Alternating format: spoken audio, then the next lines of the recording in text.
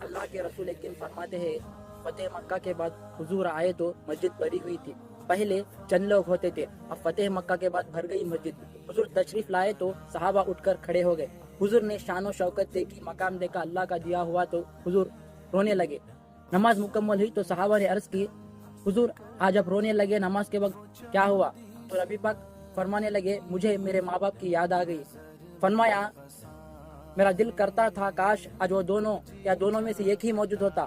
فرمایا میری ماں موجود ہوتی, میں تمہیں نماز پڑھانے کے لیے آیا کرتا, میں سورہ فاتحہ آج پڑھ لیتا, میری ماں کو کوئی کام یاد آتا. میری ماں آمینہ حجرے کا پردہ سرکا کر کہتی بیٹا محمد میری بات تو سننا.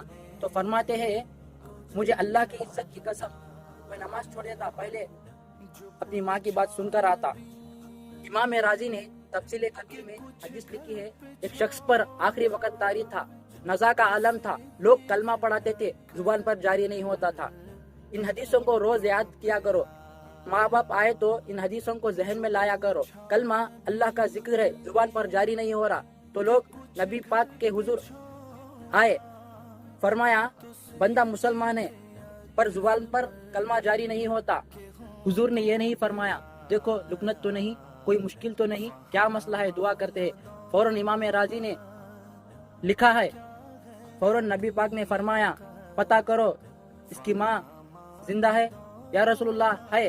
فرمایا بلاؤ. اماں آئی بڑی پریشان, 2 گلیاں چھوڑ کر رہتی تھی.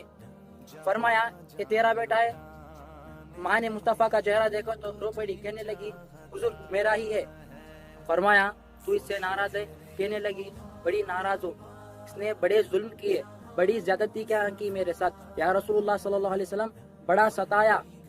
تو فرمایا تو معاف کرے گی تو روح نکلے گی, تو معاف کرے گی تو کلمہ زبان پر جاری ہوگا. کہنے لگی حضور میں کبھی نہیں معاف کرتی. دنیا میں کسی کو آگ کا عذاب دینا حضور نے جائز نہیں رکھا.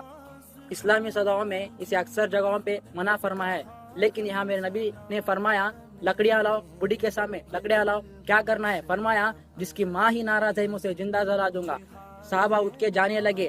ابھی 2 آدمی دروازے سے بھی نہیں نکلے تو بول پڑی, کہنے لگی حضور اسے جلایا نہ جائے. تو فرمایا چل معاف کر دے. 3 دفعہ بولی, کہنے لگی میں نے معاف کیا, میں نے معاف کیا, میں نے معاف کیا. تو نبی پاک نے فرمایا اب پڑھاؤ کلمہ. جب کلمہ پڑھایا تو زبان پر جاری ہو گیا. اس کا مطلب یہ ہے کلمہ بھی اسی کے زبان پر جاری ہوگا جو ماں باپ کا فرما بردار ہوگا.